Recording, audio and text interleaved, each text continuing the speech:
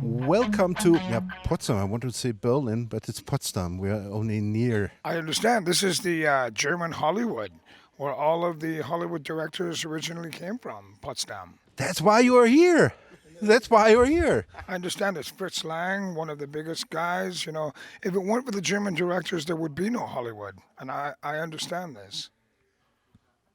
Fritz Lang, Metropolis, the big movie. Lots of. I know it. I know it very well. As a matter of fact, they just found a copy of that in Argentina, Yeah. and it's almost perfect.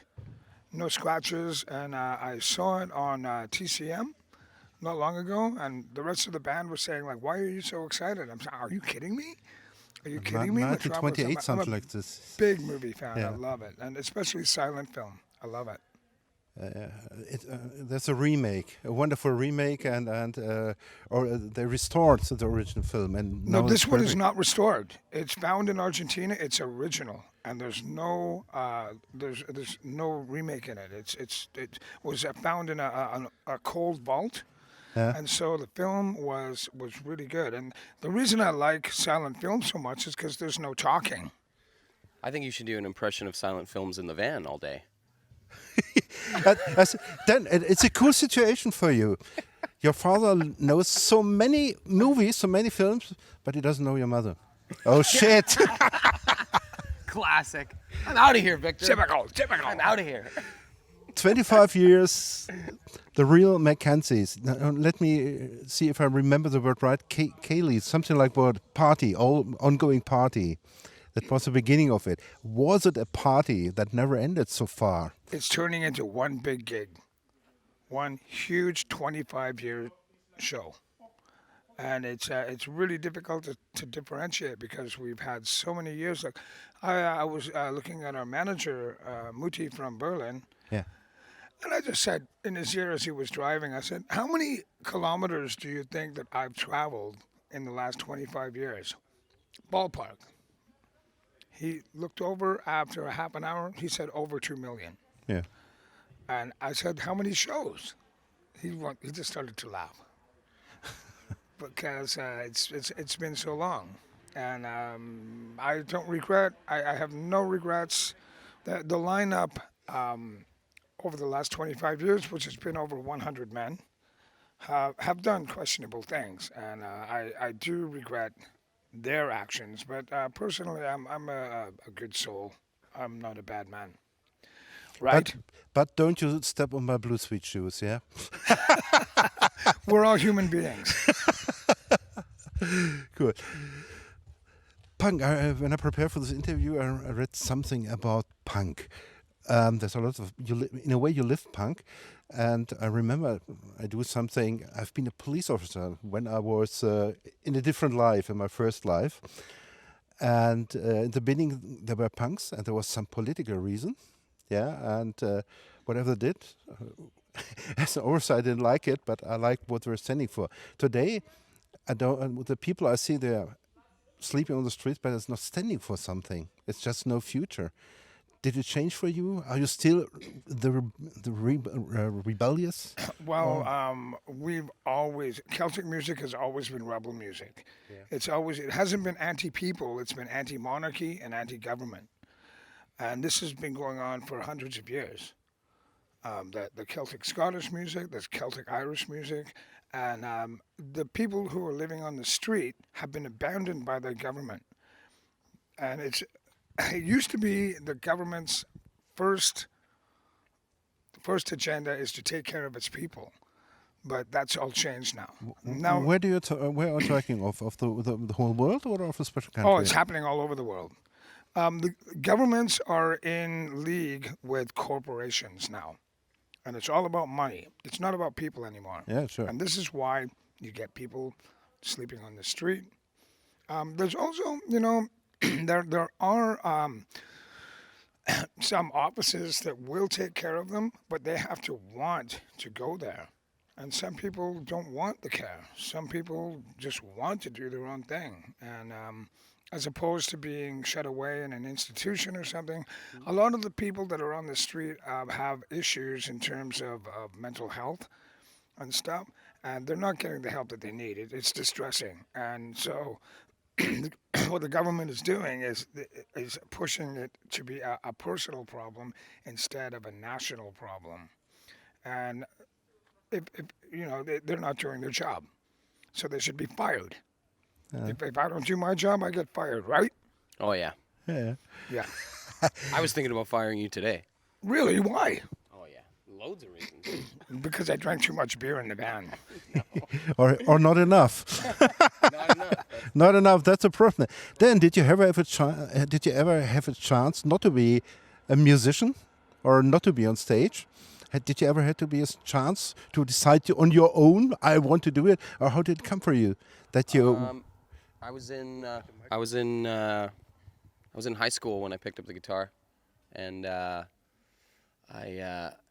was gonna go to college, but I wasn't sure because I really sucked at guitar, but I loved it so much. So I moved to Australia for a year to think about it, and I was there for about 3 weeks, and I was just like, no, I need a guitar. Yeah, he had to get down under. Gotta get down. He got to get down under. Yeah, no. So it was pretty. I thought I was gonna need time to think about it, but I didn't really. Yeah. And someone it's cool to be on the road with your father, with a family, Yeah. a Yeah. family business. Yeah, as for me, in 1963, I got bit by the rock and roll bug, and I never was normal. I was always focused on rock and roll, always. Ever since I was a kleiner Herren. Yeah. And when did you find your love to, or discover your love to punk, to folk, punk, rock, whatever it is, to your music? It happened. Well, I've always, as I said before, Celtic music has always been about the rebel music, Yeah. and even the ancient 300-year-old stuff, like the stuff that Robert Burns wrote, Yeah. and it's always been that way. And so, I've always been political subversive. I've never been a part of society, and I like it that way. And I've always worn a kilt, kind of underhosen. They suck. Oh, it's a natural release, yeah. It's No always problem. it's fresh air, feel good, and let them swing. Yeah, It's and always cool. and for the Frau, that's just easy access.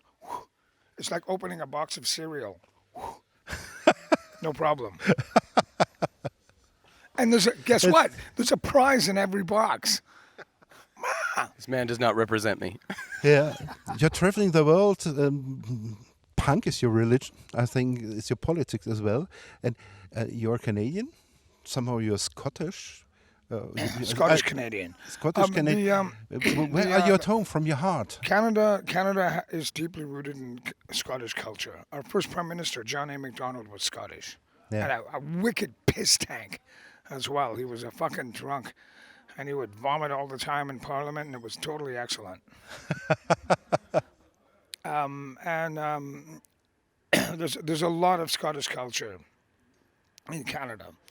I would say at this point in time, there are more bagpipers in Canada than there are in Scotland. There are more kilt wearers in Canada than there are in Scotland. Strange. Never knew that. Aye, it's an interesting thing. But one thing you must remember, not only, and I just found this out the other day, there are Scots in Kenya, Africa. Yeah. There are Scots in Hawaii. The last Hawaiian queen was half Scottish. So there's a huge contingent in Hawaii, Kenya, South Africa. There's Scots all around the world. And one thing, There's lots in Scotland too. yeah, Lots. but the Scottish are A lot of Scottish. Canadians in Scotland. Yeah, but the Scottish are Scottish, so they don't have to hold on to their Scottish roots. Whereas when you leave Scotland, they hold on to their Scottish roots a lot harder than Scottish because they're But in I think that's Scotland. all people. Yeah. The Germans, if you go out into Brazil, they're German colonies, and they're more German than we are here. Exactly. And this with every They have to keep country. their culture alive. Yeah. You know, it's a funny human thing. I mean, so we travel all around the world and we run into Scottish stuff, And like, take for example, we did a show a number of years ago in North Carolina. Yeah. There was nobody there. The tumbleweeds were blowing across the parking lot.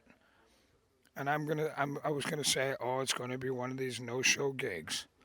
All of a sudden, the parking lot fills up. And the clan chief of the McGregor clan of North Carolina had testicle cancer, and the only thing that got him through remission was the Real McKenzies. So he got his whole clan to come to the show. 500 people.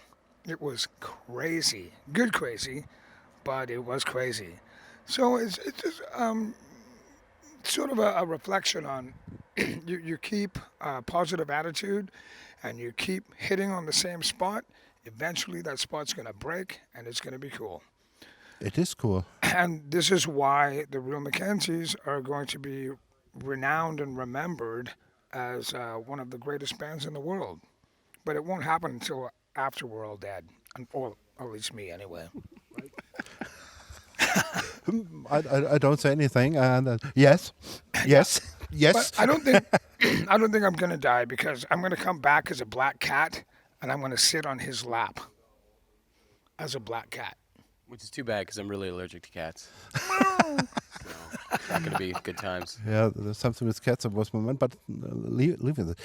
25 years you live today, and I think yesterday happened. There are some memories, but you're looking forward. You're living today, and you're interested in tomorrow. But if you look back, is there something where you said, "Oh shit," or "It was so fucking good"? It was, "Oh shit, I don't like to remember." No, I don't remember anything. I was too drunk.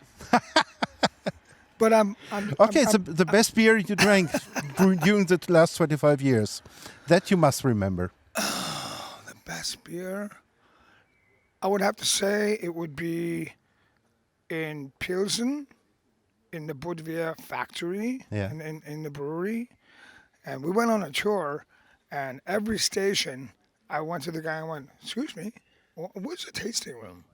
Excuse me, where's the tasting room?" Finally, we found ourselves in the tasting room, and he poured me 2 liters of organic Budwehr Pilsen Yeah, it's great. I know. in a cold bronze mug, stein. And he was going like, and I went, and gave it back to him. I said, "More, more," 4 times. The guy, he's going Beer like, is no alcohol for you. I know. And then Paul forgot how to drive. It was the craziest thing. Crazy. Fucking nuts. But it was, I would have to say, I've had lots of good beer. One beer that comes to mind that I drank in the 70s was a limited edition Whitbread from England. It was a good beer. But I think that basically my favorite beers are German beers. Sure. For sure. Why not? When We I'm are in in Germany, Germany, I yeah. drink beer all day. Not so much, but all day I can drink German beer, and it's really good for me. It means I don't have to eat, because eating for me when I'm on stage is not very good. You don't need to. It's Well- bread, fluid bread. Yep, I have beer and Bismarck sandwiches. I love them. Yeah. The Real McKenzies, if I think of you, I've never heard you live. I've heard a live record, Chips. I love the song. I fell for the song.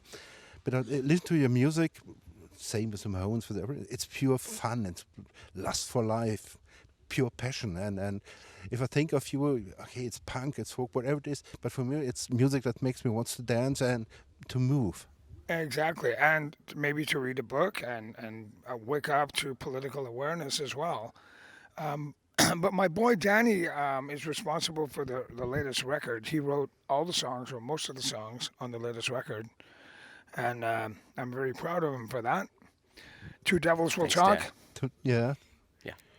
Yeah, it's you had a long talk with Mutti, and so the title for the new album was found. And I wanted to come to this, but no, Danny. Every album, every music you write is special. Every CD you record is special. Otherwise, you wouldn't record it. If you look back, what's special for you on this record? whatever it is there something where you say that's special for me? I'm so proud of it. I love it, or I hate it. Whatever it is. I think it was just everybody in the band was really stoked on the demos. Yeah. And like that for me, that was great. That made it really special because like these guys that I know and great musicians like the tunes that I made. So Actually, it was a reason when I was listening to the CD that I said I have to talk to them, because I had to move on my chair when I was listening to. Right on. Yeah, and So we're successful. aha. you're really successful. Thank you. I think for the moment there's so much more we are going to talk, but we have talked a lot, and you have a concert to play for the moment. Thank you very much. It was a pleasure talking to you. Don't and you I'm want looking to know our zodiac signs or what year we were born? What year were you born? I can't remember. What's your zodiac sign? Scorpio. I'm a Libra. So we that's get along great. I didn't know that because I don't know anything about that. To be honest. What's your zodiac sign? How do you say it in April? Widder in German. Aries. Aries, yeah. Aye. Well, we'll get along great. I think so. Man, no wonder the interview's going so well. All right. Thank you very much. It Okay. was fun talking, and I'm looking forward to the show. You're very welcome. And before we sign off, we're very happy to be here in this venue. It's a really nice place. We love Potsdam. We love Deutschland. We love German beer. We love German chicks. And German guys are okay too, except we like German chicks better. Don't we? The Real McKenzies. And we're looking forward to everybody coming to the show and many years of excellent, positive, excellent music and stuff. And we're in the middle of writing a new album, so it's far from over. The last Real McKenzie show will be when they put me in the fucking ground. Okay. And the next concert will be Dan with a cat on his shoulder. Or a rat. On the other A shoulder. lemon grows a pip, a yard will build a ship, a Satan is my mat that I will get you chip. Hi, Mom. Yeah, hey, Mom. That's great. All right, Dankeschön. Thank you very much. Okay, man.